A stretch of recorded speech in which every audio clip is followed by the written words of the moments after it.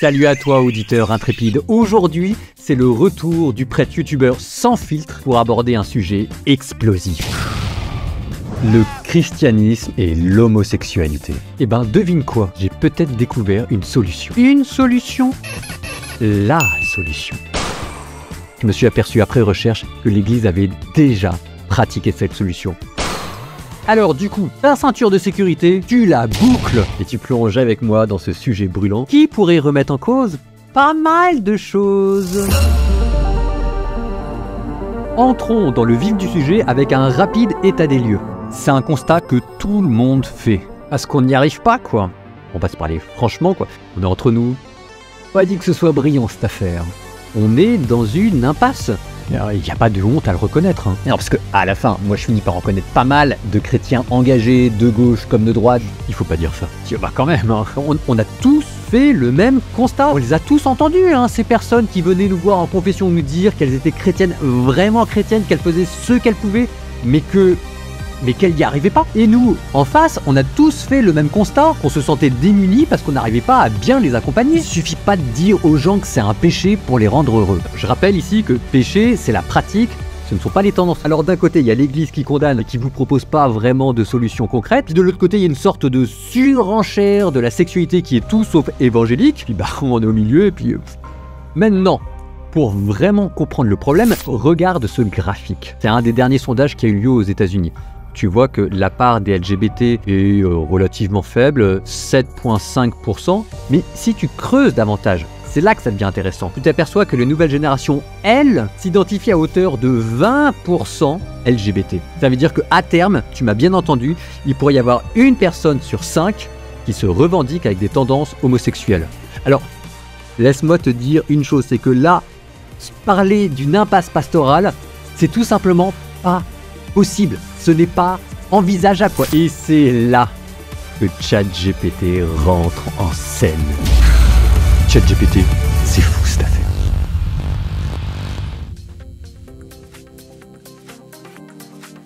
Alors, avant de râler sur ChatGPT, je vous connais, hein, 2 remarques. 1, ça ne remplace pas, ça ne remplacera jamais ni vos bons prêtres, ni les années d'études de théologie.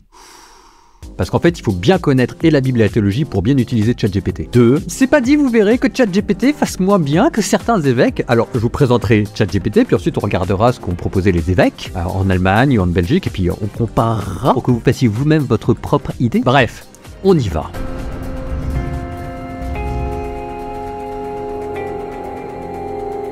Il est 8h du matin au couvent. Et je fais une recherche de bibliographie avec ChatGPT pour trouver des références et des citations sur un travail sur l'homosexualité que je dois faire. Et puis tout d'un coup, au hasard du dialogue que j'ai avec ChatGPT, il me propose ça comme référence. Comme l'a souligné John Boswell dans son ouvrage Christianity, Social Tolerance et Homosexualité, Gay People in Western Europe. Tu voulais peut-être dire quelque chose sur mon accent? Je ne crois pas, non, on y retourne. L'histoire de l'homosexualité dans le christianisme médiéval témoigne de différentes interprétations et compréhensions de la sexualité. Le Moyen-Âge plus tolérant que nous sur la question. Je me dis, bon, je connais pas, on va voir, hein, ça a l'air intéressant. Et il me met ça. Les attitudes envers l'homosexualité étaient plus tolérantes qu'elles ne sont actuellement. Il présente des preuves de rituels de mariage entre personnes de même sexe célébrés dans certaines églises chrétiennes médiévales.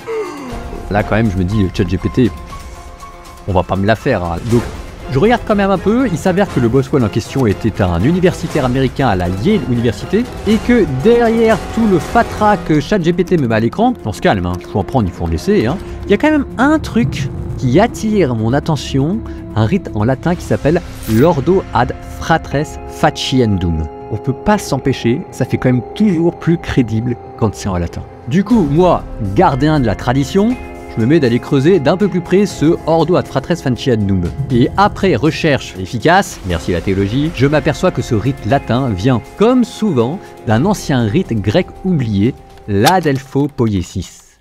C'est peut-être encore plus chic quand c'est en grec. C'est là que ça devient franchement intéressant.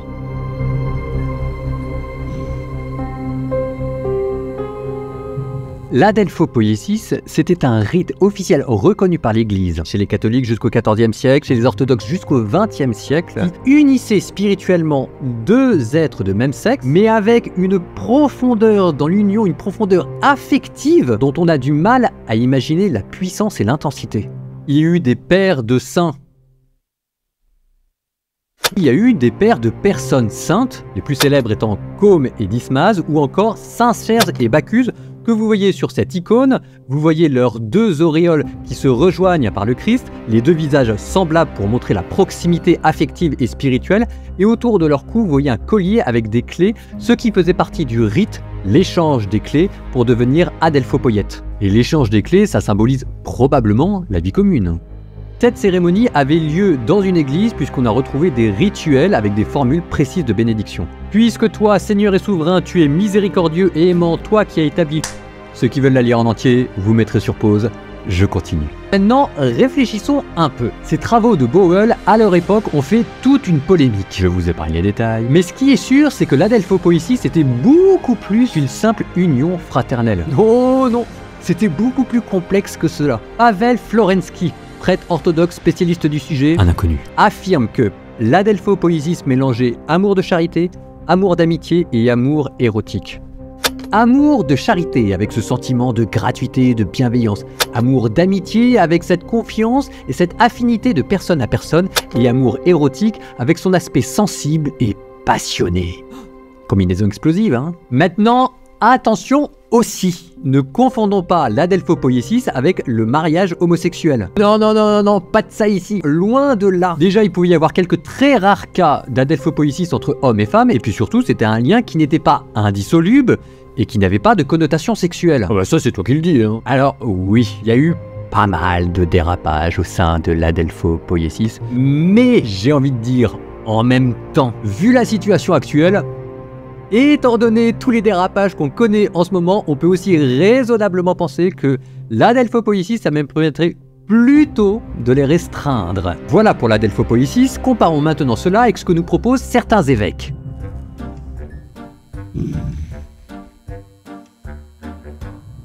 En Allemagne, le synode national a demandé à reconnaître le mariage homosexuel. Et en Belgique, les évêques ont carrément écrit une liturgie des bénédictions des couples homosexuels. Bah à votre avis, qu'est-ce qui s'est passé? Je sais pas.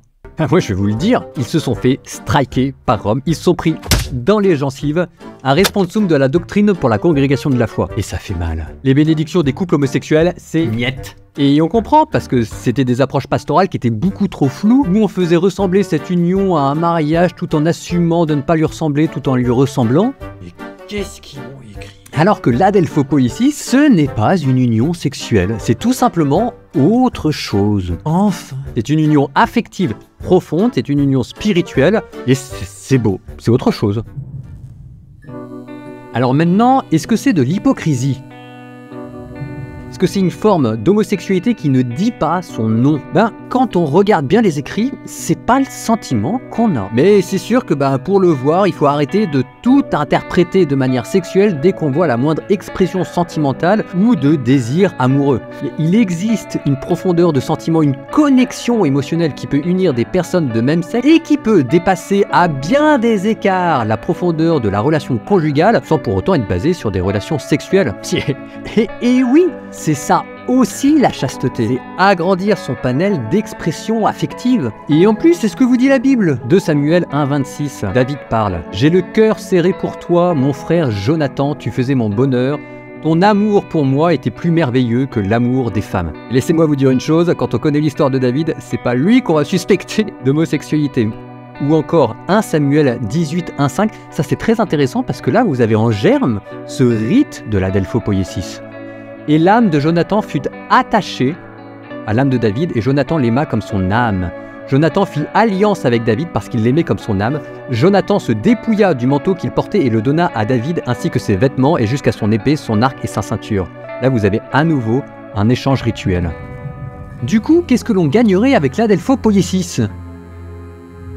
Ça permettrait de faire comprendre enfin et une bonne fois pour toutes que quand l'Église condamne la pratique de l'homosexualité, elle ne veut pas, surtout pas, condamner les gens à la solitude affective. Et c'est ça ce qui va pas dans le discours actuel. Et avec l'adelphopoïésis, vous donnez enfin un cadre à l'épanouissement affectif des personnes homosexuelles. Et on a intérêt à en trouver un de cadre. Je vous rappelle, 1/5 de la population peut-être. Avec l'adelphopoïésis, vous leur donnez une mystique propre, qui n'est pas la mystique conjugale, mais qui est celle de l'amitié passionnés. Vous leur donnez un cadre où s'exercer à la vertu et à la chasteté, vous leur donnez un fondement biblique, vous leur donnez des modèles à imiter, des personnes saintes, et vous leur proposez un cadre qui leur permet de trouver une place dans l'église sans se sentir discriminés. Et en même temps, ça ne les enferme pas dans un rôle, puisque l'adelphopoiesis est souple. Maintenant, pour être tout à fait honnête, il restera encore deux choses à voir. Et de 1, vérifier que les raisons pour lesquelles on a arrêté de pratiquer l'adelphopoiesis ne sont pas dirimantes. Et de 2, être bien clair qu'il ne s'agit pas d'un idéal mondain, mais d'un idéal chrétien et qu'il faudra toujours purifier nos tendances naturelles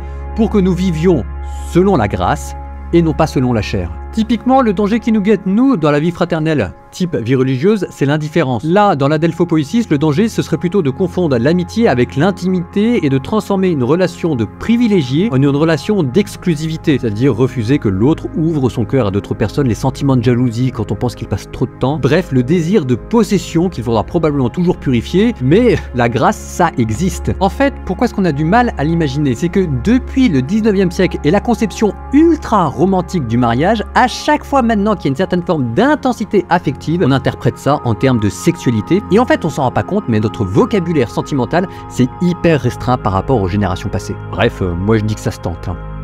Prenez soin de vous. L'amour vaincra.